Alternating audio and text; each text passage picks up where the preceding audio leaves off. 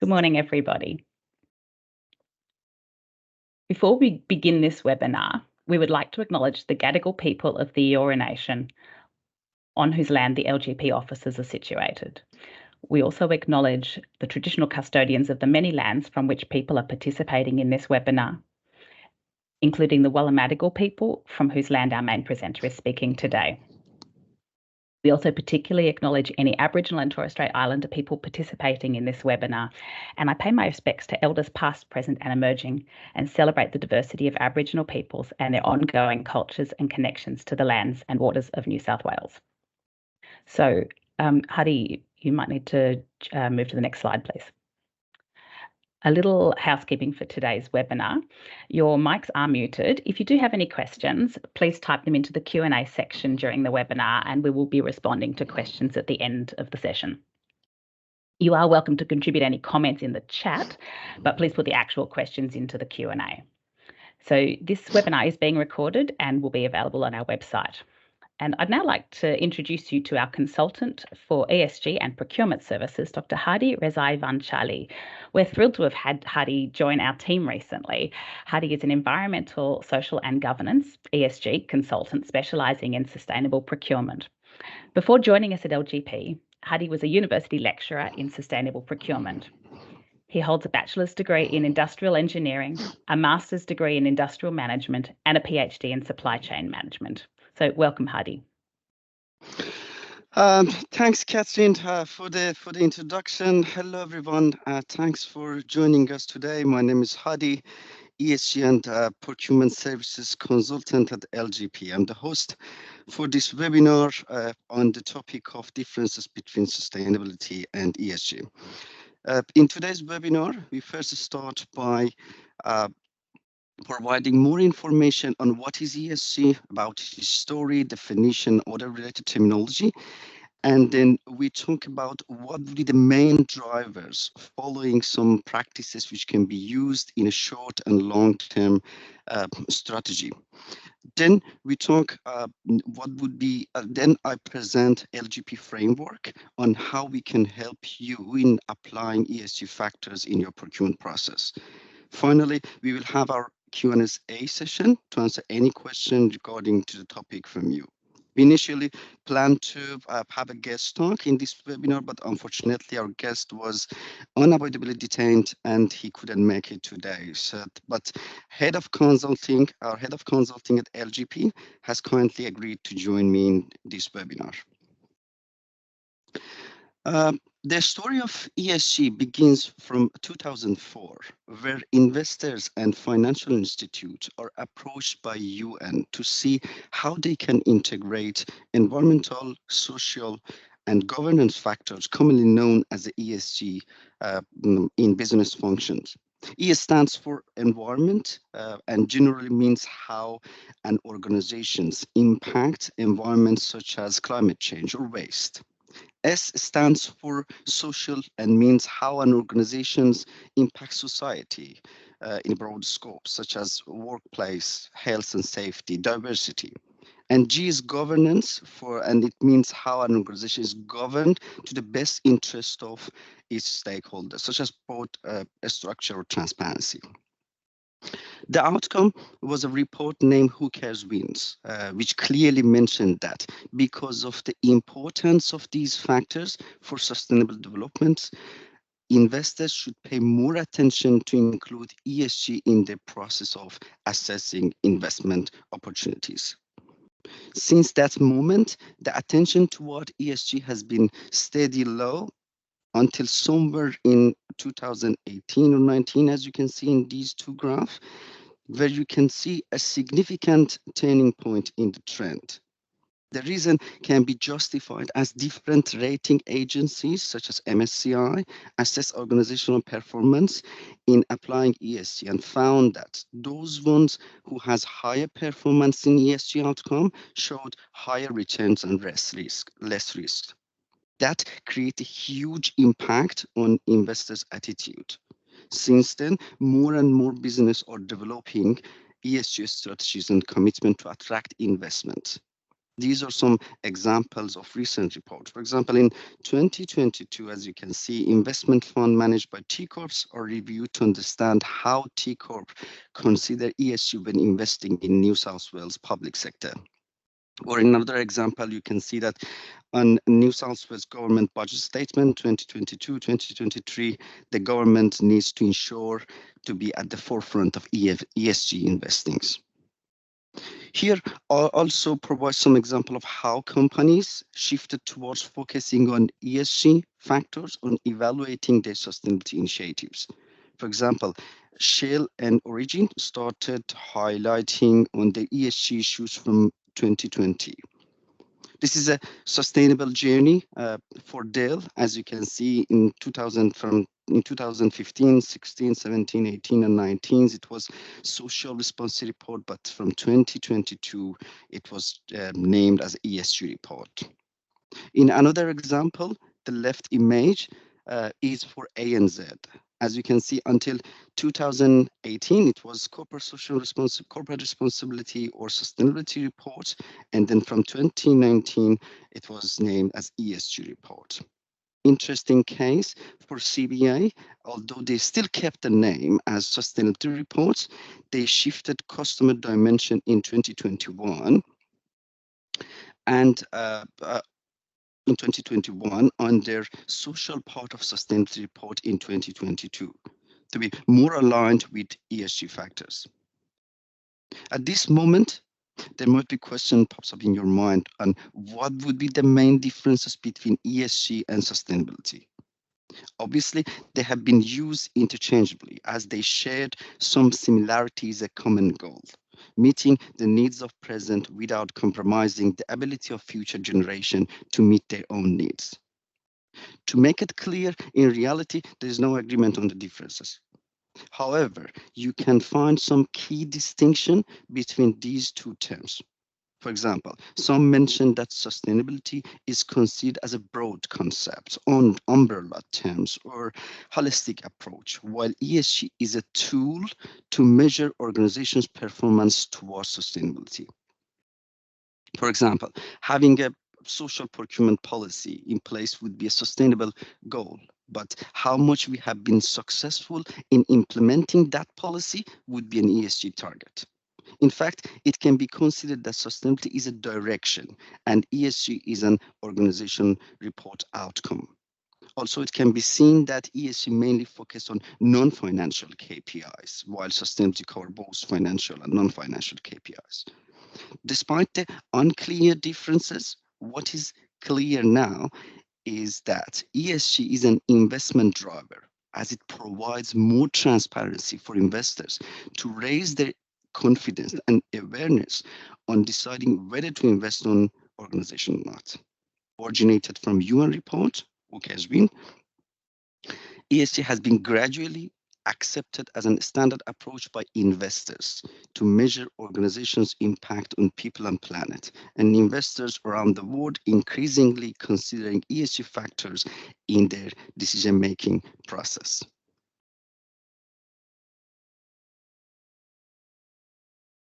Here I mentioned some examples of ESG KPIs which can be used in procurement.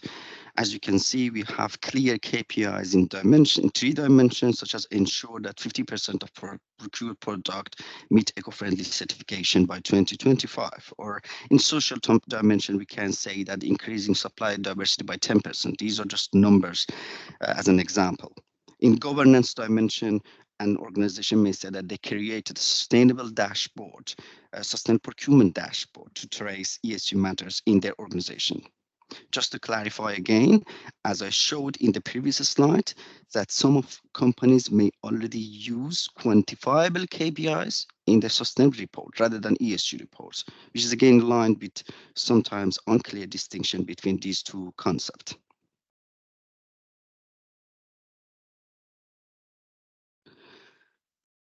There are some other related terminologies that you may heard of it. So to better understand the relationship between them, I created this figure to show where some of the common terms will be placed. As you can see, under each category of E, S, and G, we have some related terms. For environment, for example, we have circular economy, green procurement, carbon neutral, net zero, scope 1, 2, 3 emissions. For social, we have supply diversity, social procurement, modern slavery. And for governance, we have supply due diligence or seeking ESG statement commitment from them.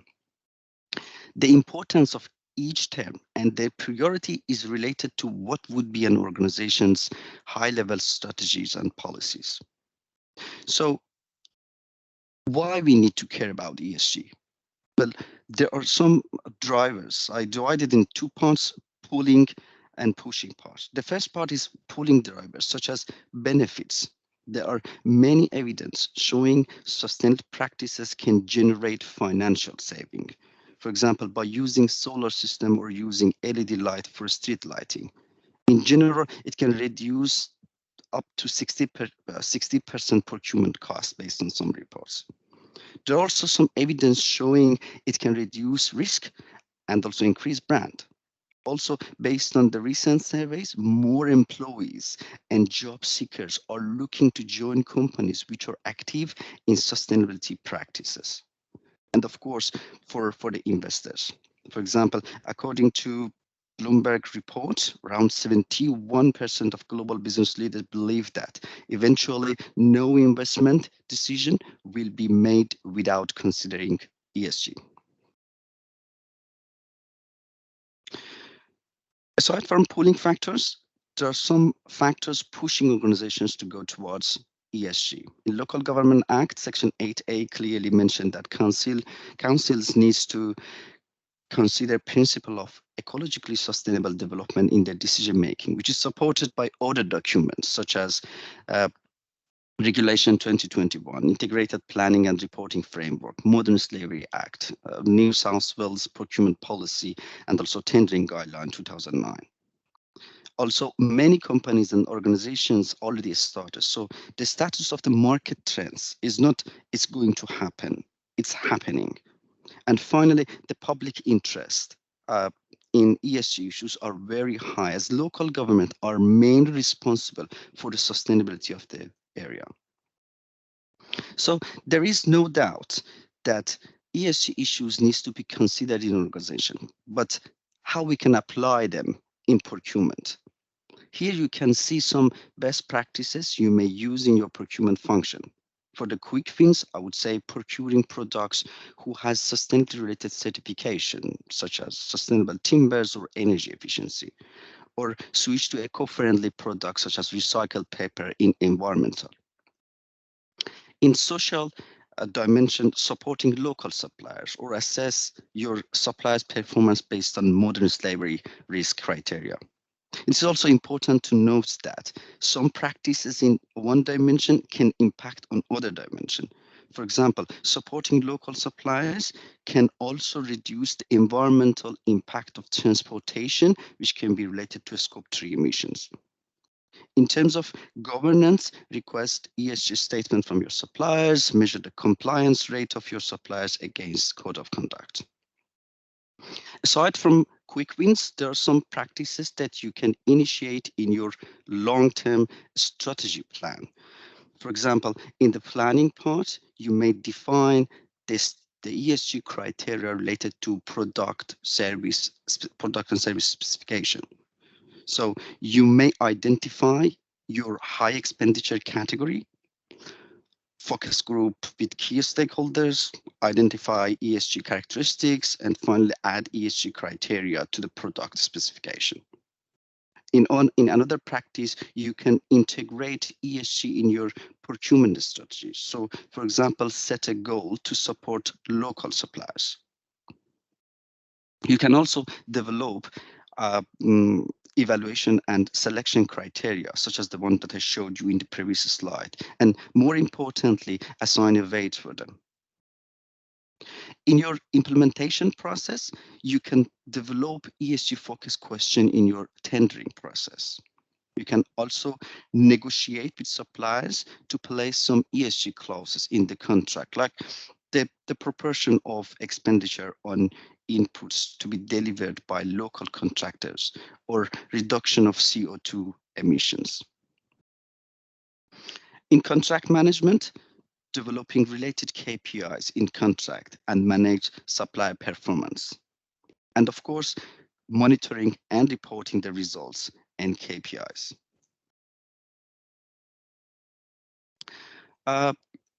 In this slide, I would like to quickly present how LGP can help you in this process.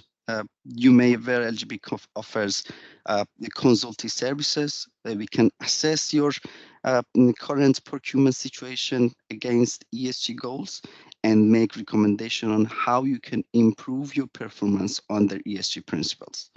This can include whether you need to have a new policy or update your current policy, whether you need to adopt some new technologies or you need to collaborate with suppliers or other councils. We are also available to implement the recommendation with a broad range of sustainability procurement services, such as how we can reduce the modern slavery risk in your supply chain.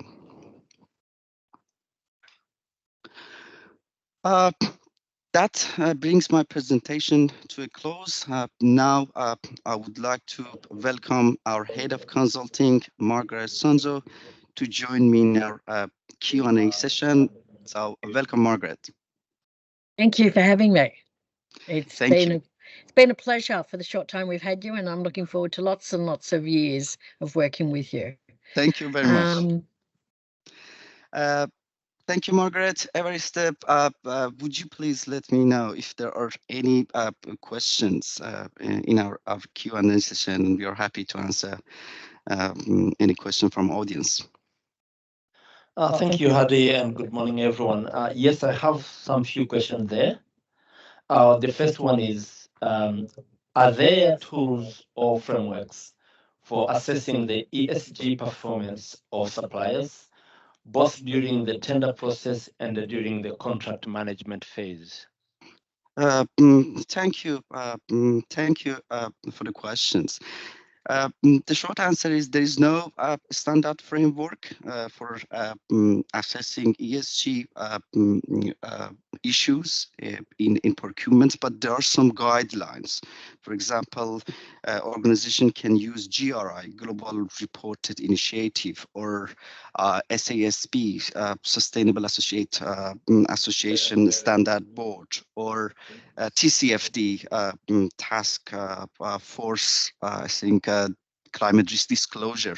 And more importantly, ISO 20400. So these are the general guideline which can help organizations to give them some advice on how they can apply ESG or sustainability principles in the procurement process.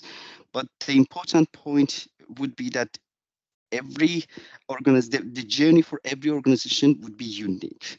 So because they have different policies, because they have different stakeholder expectations, which makes it different. So if you look at the ESG report from different organizations, you will see that they're different, and the reason is that because first of all, they may use different guidelines or policy, and the most important part is that they have different stakeholders, and different stakeholders' expectation, which come up with different strategy and policy. I'd rather have it out there. Right. Now, the second question is that what strategies can be employed to verify and validate ESG claims made by suppliers during the procurement process? In the past year, actually, greenwashing, blue washing, these terms has created some concerns in ESG, in following ESG matters. But statistics shows that in recent years, the number of let's say fake claims or false claims in ESG issues decreased significantly due to increasing number of third-party certifications.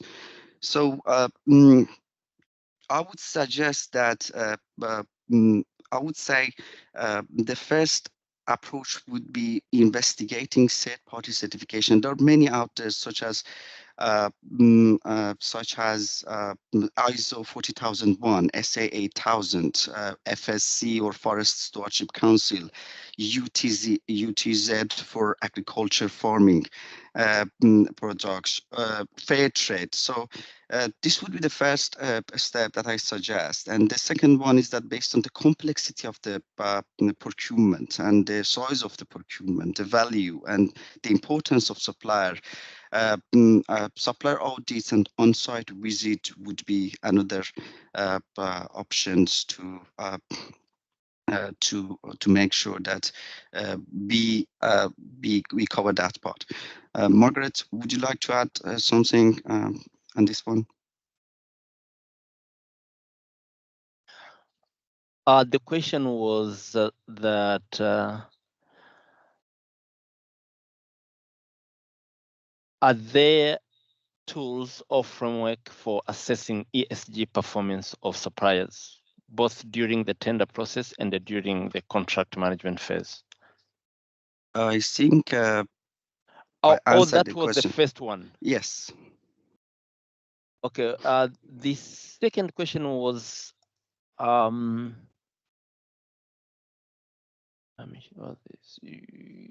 what strategies can be employed to verify and validate ESG claims made by suppliers during the procurement process?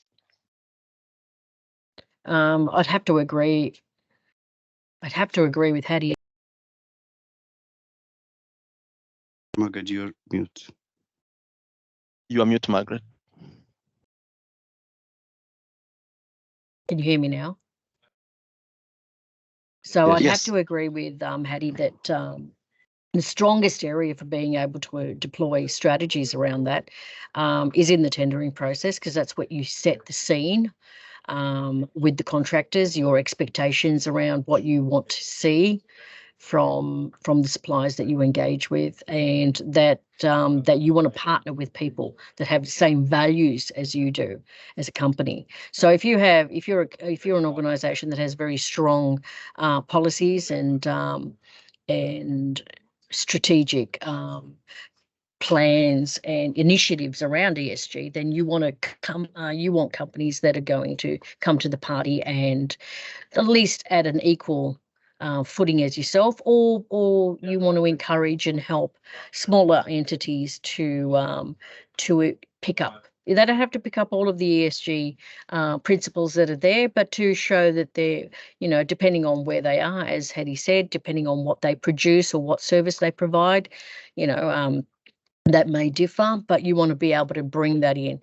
I think that the strategy in itself, the strongest area is to start as you mean to go. If you're going to create a contract and you want to introduce ESG, you want to do that at the very beginning of that stage. So you want to bring in experts or bring in your ESG expert or your sustainability experts to provide you with guidance around what are the areas that you can expect supply in that sector to be able to measure up to, and then measure them once you have them in contract, because you can ask for anything you want in a tender, but it has to be realistic as to what you can actually measure, and then gauge their performance throughout the contract period. Thank you, Margaret. Thank you. Another question is that would you recommend having a joint social procurement policy which encompasses indigenous procurement, local suppliers, disability enterprises, etc., for councils? Sorry, Barista, I didn't get the first part of the question. Joining? Yeah, the question is that would you recommend having a joint social procurement policy which encompasses indigenous procurement, local suppliers, disability enterprises, etc., for councils? Yes, of course. This is an important part of one important part of social part of ESG factors, which means that how we can care about our community, how we can care about our the local economy. So the organization impact on this one of the practices, actually great practices, would be that if the councils develop some social procurement policy in place, and then which related to underrepresented group, as you mentioned, indigenous suppliers or disability organizations. So there are or social enterprises. There are some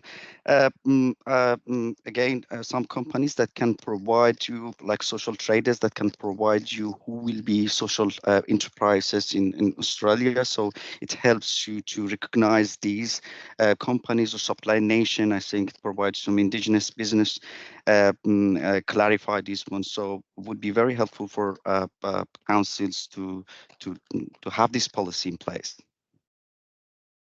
Another question is saying, do you know if ISO 24400 sustainable procurement is being updated to incorporate ESG?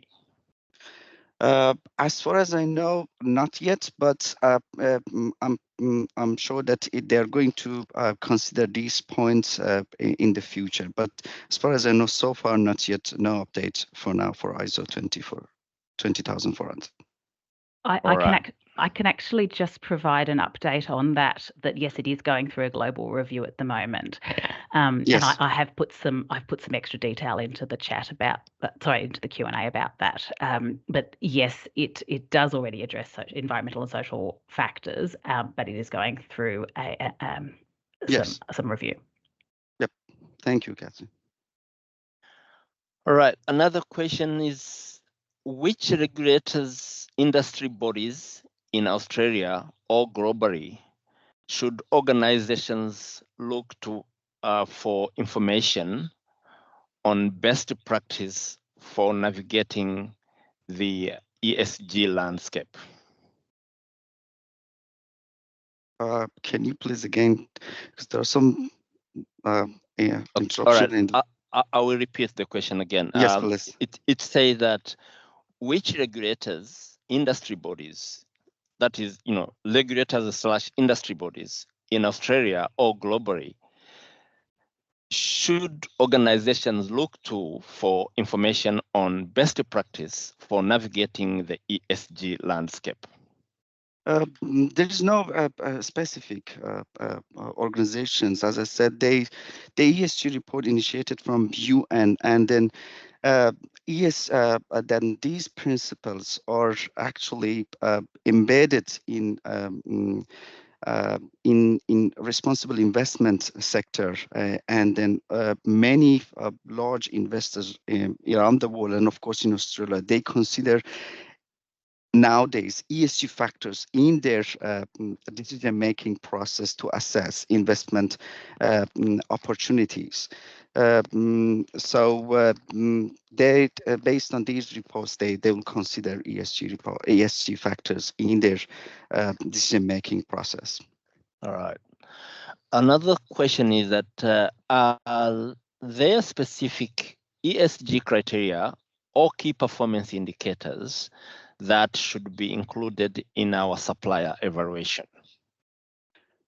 There are, to my mind, there's no specific KPI that we can use, and then we can say that this is important to keep it. There are many KPIs out there which can be used, but the most important things is that organization needs to pick and select those KPIs that are aligned with their policies. For example, let's say that one council, they have social procurement, as you mentioned, a policy in place. So one KPI in the procurement process would be the percentage of spend from indigenous suppliers. Well, this is an appropriate KPI for that specific council. It doesn't necessarily mean that this KPI should be used by other councils unless they have the same policy in place. Otherwise, council needs to put priority on the KPIs that they have a policy in place. Okay.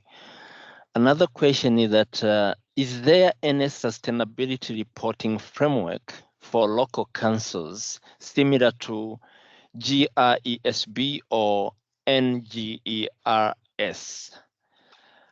I don't know whether the person who posted this question probably could expand on these abbreviations, or how do you know what these abbreviations means? Yes, GRI, as I mentioned, SASB, TCFD, and these are, as I said, general framework. There is no framework for that council can use at the moment. So all these are general guidelines, so can help you to follow and your ESG matters in your organizational procurement process. Okay. Another question would be, what would be the main challenges of applying ESG in procurement? Challenges, many challenges. I actually categorize challenges from three main sources. The first sources, I would say, that coming from any issues coming from inside the organization, or I would say organizational context. So lack of clear policy, procedures, resistance to change. So clear rules and responsibilities. So developing clear policy and procedures and supported by education and training would be a solution to overcome these sorts of challenges. The second type of challenges can come from, I would say, technological side. So anything related to our data management system. For example, we sometimes came up with a great KPI. So that's perfect KPIs to measure ESG in our procurement. But we don't have accessibility for the data, or we are not sure about the accuracy of the data for that specific KPI. So in this case, we know that if we cannot measure something, we cannot manage. So the measurement part is very, very critical. So investment on new technologies or platform to collect data, to analyze data, and report, and more importantly, trace the progress on that KPIs would be a solution. And the last one, I think it's a source of challenges. It's coming from environmental context, collaboration with different actors like other councils, suppliers. Sometimes maybe suppliers that are unwilling to collaborate, to go towards actually ESG matters or sustainability matters. So raising the awareness, supporting them,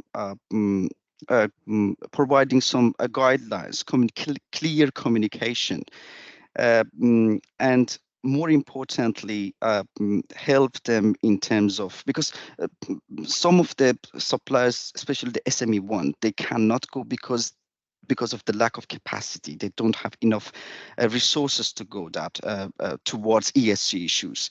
So collaboration with them, because and then sometimes train them. You may in council, you may have a very good experience in implementing the measurement for your CO2 emission, for example, and then you already know about the software, you already know about tools which work perfectly in your organization. So sharing this experience with your suppliers and let them know about the impact that they can these going toward these ESG can be a great solution to overcome this challenge. Yeah, Margaret, would you like to add something in terms of challenges? In this space, can everybody hear me? So in Yes. this space, as you said, there's quite a few challenges.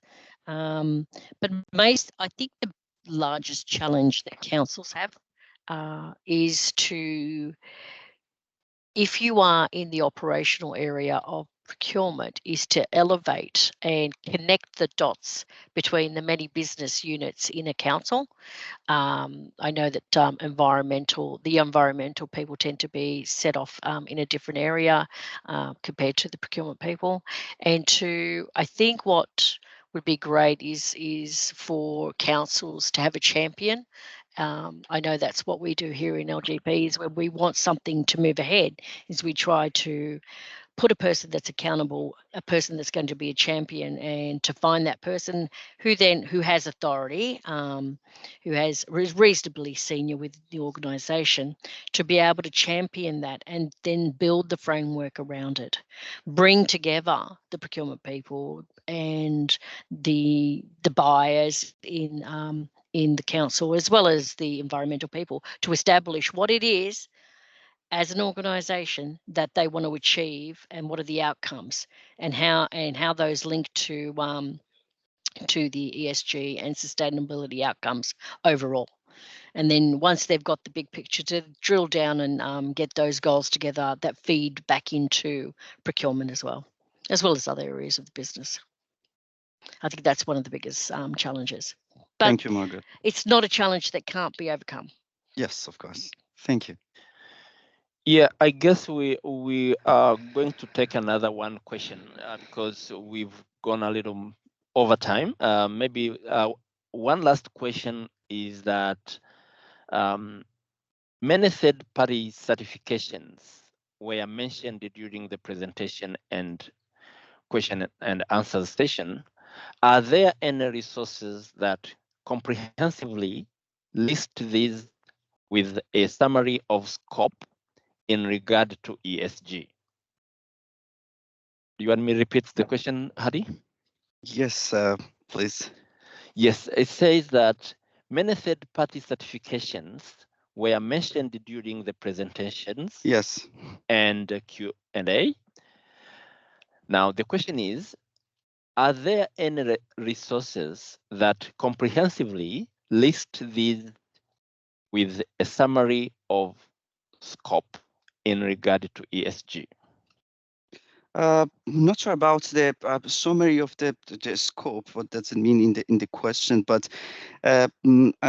as I said, those general guidelines and also the ESG policies and strategies within your organizations. This is the first step. So especially in the procurement part, the scope will be based on what an organization in general, in council in general, they mention. I can see that some policies in council's community strategic plan. So those who are listed under the community, those are listed under people, those are listed under the local economy sections, can be a starting point for to create ESG scope in procurement. As I said, this could be unique for each organizations.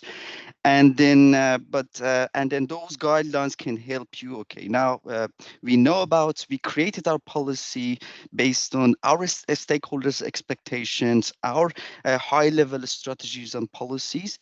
And then now the next step would be, okay, now we need to create a KPI, we need to create some criteria, and they need to apply in different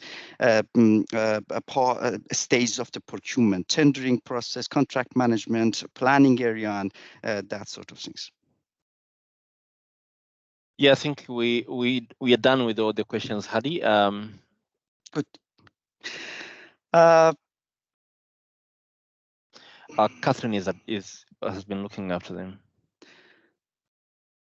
If there is no questions, thank you very much, everyone, for your interest and time and a question and your company. Thank you, Margaret, Catherine, Evariste, and Mihaela, and the consulting team for all the work behind the screens in making this webinar happen. Here my details. Happy to answer any questions you may have. Just drop me a line until we meet again. Have a great week. Thank you.